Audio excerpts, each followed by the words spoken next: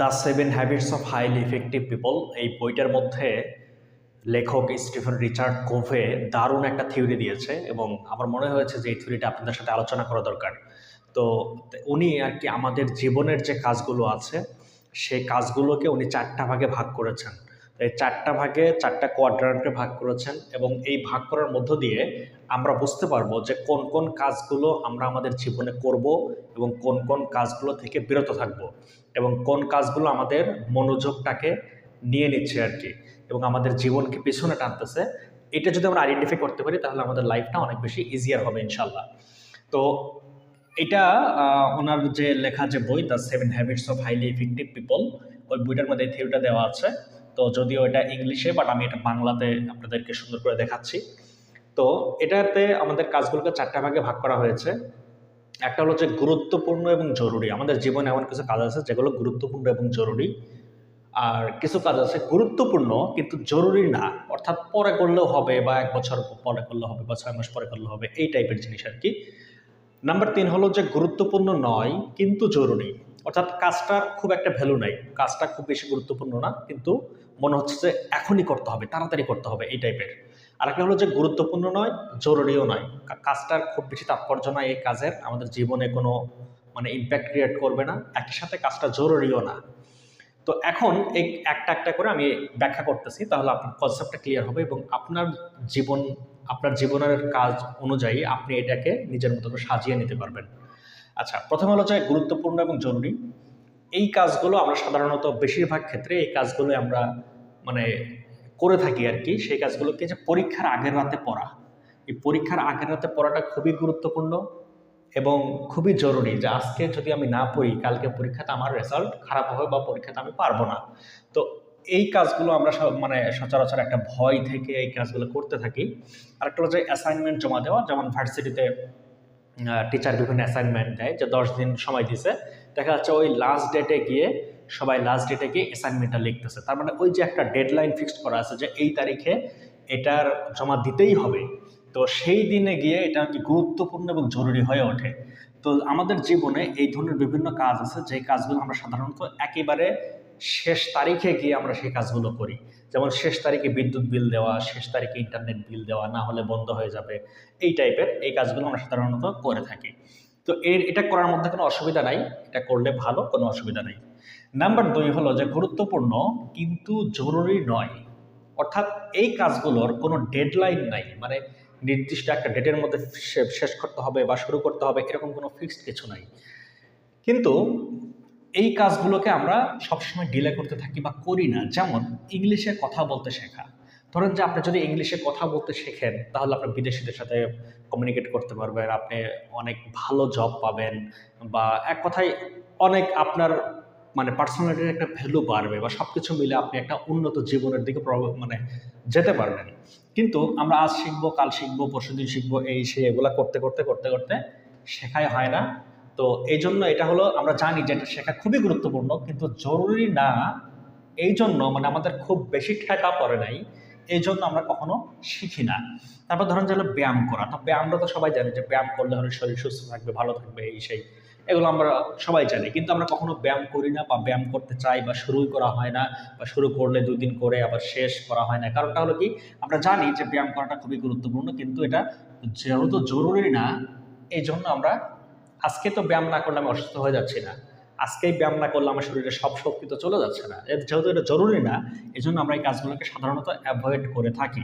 এরপর ধরুন যে নেটওয়ার্কিং। নেটওয়ার্কিং বলতে মোবাইল ইন্টারনেটের নেটওয়ার্ক না, এই নেটওয়ার্কিং বলতে বলতে মূলত বোঝানো হচ্ছে মানুষের সাথে বিভিন্ন সম্পর্ক।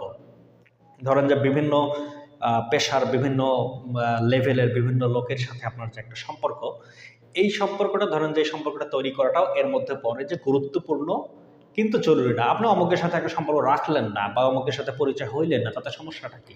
তাতে কোনো সমস্যা নাই, কিন্তু মানে বিষয়টা হইলো যে আপনি যখন ওই ফিল্ডে যাবেন, ধরে নেন যে ভার্সিটিতে আপনার সিনিয়রদের সাথে অনেকে যারা এখন চাকরিতে ঢুকে গেছে, তো তাদের সাথে আপনার কোনো সম্পর্ক রাখেন নাই। তো তার মানে আপনি যখন চাকরিতে ঢুকবেন বা ওই ফিল্ড সম্পর্কে আপনার কোনো আইডিয়া নাই, তখন কি হবে যে আপনার জীবনটা বা ওই চাকরি পাওয়ার ক্ষেত্রে বা সেটা করার ক্ষেত্রে অনেকটা স্লো হয়ে যাবেন। কিন্তু যখন ওই ফিল্ডের 10 জন ব্যক্তির সাথে আপনার আগে থেকে একটা সম্পর্ক আছে, তখন কি হবে যে ওদের সাথে একটু যোগাযোগ করলেই ওই ফিল্ড সম্পর্কে আপনার পূর্ণাঙ্গ একটা ধারণা পাবেন। এমনকি অনেক ক্ষেত্রে জব পাইতেও হেল্প হয়, বা বিভিন্ন লোকের সাথে পরিচয় হইলে বিভিন্ন ফিল্ডে গিয়ে অনেক এক্সট্রা অ্যাডভান্টেজ পাওয়া যায় আর কি। তবে এই ধরনের মানে কি বলে নেটওয়ার্কিংটা আমাদের জীবনটাকে অনেক বেশি ইজিয়ার করতে পারে। আচ্ছা, নাম্বার 3 হলো যে গুরুত্বপূর্ণ নয় কিন্তু জরুরি। যেমন ধরেন যে অনর্থক কেনাকাটা, যে একটা জিনিস আমার প্রয়োজন নাই কিন্তু কিনতেছি কেন, বলে ওই দোকানে অফার দিছে যে আজই অফার শেষ, তো আজই অফার শেষ, এটার শুনেই আমার মধ্যে একটা প্রেশার ক্রিয়েট হয়েছে যে তাড়াতাড়ি আজকে কিনতে হবে, যদি ওই জিনিসটা খুব একটা গুরুত্বপূর্ণ কিছু না, বা ওইটা আমার কেনার দরকার নাই, কিন্তু তারপরেও আমি মনে করতেছি জরুরি আজকেই কিনতে হবে, না হলে তো পরে আর পাবো না, এই টাইপের একটা ফিলিংস আসতেছে, এই জন্য তখন আমরা ওই কাজটা করে থাকি। এরপর হলো যে অপ্রয়োজনীয় আড্ডা। আড্ডা দেওয়া কিছু ক্ষেত্রে ভালো ফ্রেন্ডদের সাথে, বাট ম্যাক্সিমাম ক্ষেত্রে স্টুডেন্টরা যেভাবে আড্ডা দেয় বা মানে অনেক বেশি আড্ডা যখন হয়ে যায়, এটা অবশ্যই খারাপ। তো ধরেন যে আপনার কাছে আপনার বন্ধু ফোন দিচ্ছে, বন্ধু হয় আমরা এই জায়গাতে বসে আড্ডা দিব, তো বন্ধু যখনই ফোন দিচ্ছে আপনি পড়ার টেবিলে ছিলেন, তো বন্ধু ফোন দেওয়ার সাথে সাথে আপনার কাছে মনে হচ্ছে যে এই জায়গাতে যাওয়াটা এখন খুবই জরুরি, কিন্তু আপনি নিজেকে একবার জিজ্ঞেস করেন যে এই আড্ডা দেওয়াটা কি খুবই গুরুত্বপূর্ণ? অ্যান্সারের জন্য এটা গুরুত্বপূর্ণ নয়, কিন্তু বন্ধু ফোন দেওয়া তো মনে হয়েছে কি যে এটা খুবই জরুরি। আচ্ছা, এবার নাম্বার 4 যে বিষয়টা, সেটা হলো যে গুরুত্বপূর্ণ নয় জরুরিও নয়। যেমন সারাদিন ফেসবুকে স্ক্রল করা, রিলস দেখা, সারাদিন মানে ফেসবুকে আপনি সময় কাটাচ্ছেন, ইনস্টাগ্রামে সময় কাটাচ্ছেন, মেসেঞ্জারে আর কি চ্যাটিং করতেছেন, অনর্থক চ্যাটিং, কোনো হাই হ্যালো জাস্ট এগুলা বলতেছেন, যে মানে চ্যাটিংয়ের কোনো ভ্যালু নাই। দ্বিতীয়ত হলো যে গেমস খেলা, ফোনে পাবজি, ফ্রি ফায়ার ঘন্টার পর একটা দল বেঁধে খেলতেছে, কত সময় নষ্ট করতেছে, তাই না? তো এই জন্য লেখক আমাদেরকে যে বলছে সেটা হলো যে এই যে 3 নাম্বার এবং 4 নাম্বার ক্যাটাগরিতে যে কাজগুলো আছে, এই কাজগুলো সম্পূর্ণভাবে অ্যাভয়েড করা, বিশেষ করে এই 4 নাম্বার কাজগুলো সম্পূর্ণভাবে অ্যাভয়েড করা। হ্যাঁ, তবে কেউ যদি ফেসবুকেই তার বিজনেস বা ফেসবুকেই তার মানে জরুরি কাজ করতে হয়, সেটা অবশ্যই ভিন্ন একটা বিষয়। তবে মানে আমি বলতেছি যে গুরুত্বপূর্ণ নয় জরুরিও নয়, যদি আপনি অনর্থক এমনি ফেসবুকে সারাদিন থাকেন সেটা নিয়ে সমস্যা। আচ্ছা, তাহলে আমরা এই ধরনের কাজগুলোকে অ্যাভয়েড করব। এরপরে হলো যে গুরুত্বপূর্ণ নয় কিন্তু জরুরি, লেখক বলছে যে এই ধরনের কাজগুলোকেও অ্যাভয়েড করতে হবে, না হলে এই ধরনের কাজগুলো আমাদের জীবনের মানে গুরুত্বপূর্ণ অর্থ এবং সময় এটাকে নিয়ে যায় অপ্রয়োজনে, এবং আমরা বুঝতে পারি না যে এটা আমাদের সময়, জীবনের সময় এবং অর্থকে নিয়ে যাচ্ছে। এরপরে আমরা যদি এই 1 নাম্বারের যদি বলি যে গুরুত্বপূর্ণ এবং জরুরি, এই কাজগুলো আমরা করব, তাতে কোনো সমস্যা নাই, যে কালকেই কারেন্ট বিল দিতে হবে বা আজকেই কারেন্ট বিল দিতে হবে, লাস্ট ডেট দিয়ে দিলাম, এটা গুরুত্বপূর্ণ এবং জরুরি। তারপরে নেট বিল দিতে হবে বা পরীক্ষার আগের রাতে পড়াশোনা করতে হবে, এই টাইপের অনেক কিছু থাকে যে কাজগুলো আমরা করব। কিন্তু লেখক যেটা বলছে যে আমাদের লাইফটাকে অনেক বেশি গতিশীল এবং অনেক বেশি এগিয়ে নিতে সবচেয়ে বেশি তাৎপর্য বহন করে এই 2য় নাম্বার গ্রুপের যে কাজগুলো, এইটা জাস্ট আপনি দেখেন যে আপনি যদি আজকে থেকে ব্যায়াম করা শুরু করেন, আপনি বেশ কিছুদিন ব্যায়াম করেন, তাহলে আপনার শরীর দীর্ঘদিন, আপনার বডি অনেক দিন পর্যন্ত সুস্থ থাকবে, তাহলে এটা দীর্ঘমেয়াদে আপনাকে ভালো কিছু দেবে। আবার ধরেন যে আপনি এখন ইংলিশে কথা বলতে শিখলেন, তো ইংলিশে যখন কথা বলতে শিখলেন, এটা আপনাকে দীর্ঘমেয়াদে, দীর্ঘদিন, জীবনের অনেক দিন পর্যন্ত অনেক ভালো কিছু দেবে, তাই না? আচ্ছা, এরপরে হলো যে কথা বলতেছিলাম যে নেটওয়ার্কিং, মানুষের সাথে সম্পর্ক, অনেক ধরনের মানুষের সাথে সম্পর্ক আছে। তো দেখা যাচ্ছে যে আপনি ওই জায়গাতে গিয়েছেন, তো তখন একটা লোক পরিচিত থাকার কারণে আপনাকে আপনার যে কোনো প্রবলেম তাকে দিয়ে দ্রুত সেটাকে সলভ করাতে পারলেন, বা তাকে বললেন যে ভাই আমি এই সমস্যায় পড়ছি, একটু দেখেন জিনিসটা। তো এই টাইপের আর কি, যে আপনি আগে থেকে যদি এই কাজগুলো যদি তৈরি করে যদি রাখেন, এই কাজগুলো যদি করে রাখেন, তাহলে আপনার জীবনটা অনেক বেশি সুবিধাজনক হবে দীর্ঘমেয়াদে গিয়ে, দীর্ঘদিন ধরে আপনি একটা বেনিফিটস পাবেন আর কি।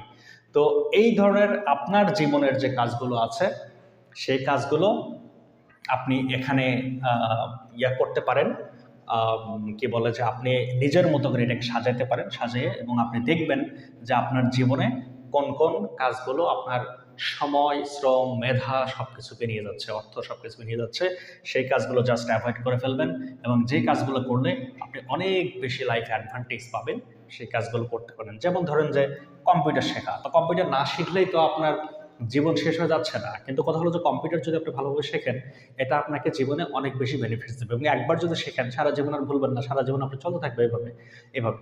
তো আবার ধর্মীয় দিক থেকে যদি দেখি যে আপনি অনেকে আরকি শুদ্ধ করে কোরআন পড়তে পারে না। তো শুদ্ধ করে কোরআন শরীফ যদি আপনি পড়তে পারেন, আপনি সারা জীবন হলো কি বলে যে ভালোভাবে আপনি আ উম নামাজ পড়তে পারবেন বা কোরআন রিলেটেড যে বিষয়গুলো সেই কাজগুলো খুব ভালোভাবে পড়তে পারবেন এবং কোরআন শিখবো, এই রমজানে শিখবো, সামনের রমজানে শিখবো, পরের ১ তারিখ থেকে শনিবার থেকে শীতের পর, ঈদের ছুটির পর এইভাবে এগুলো করতে, করতে দেখা যাচ্ছে যে আর কখনো শেখা হয় না। তো একই ক্ষেত্রে অর্থাৎ আমি অনেক উদাহরণ নিয়ে আসতে পারবো। আমি সময় নষ্ট করব না বেশি। আমি বলতেছি যে জাস্ট আপনি থিংকিং করে দেখেন যে আপনার লাইফের জন্য কি দরকার এবং যে কাজটা আপনি করবেন বলে করতেছেন না। কিন্তু ওই কাজটা করলে আপনার লাইফে সবচেয়ে বেশি তাৎপর্য আনবে এবং আপনার লাইফটা সবচেয়ে বেশি ভ্যালুয়েবল হবে। তো সেই ধরনের কাজগুলো এই কোয়াড্র্যান্টে এটাকে ইনক্লুড করে আপনি সেটাকে থিংকিং করতে থাকেন এবং লাইফটাকে অনেক বেশি ভ্যালুয়েবল করেন। Thank you.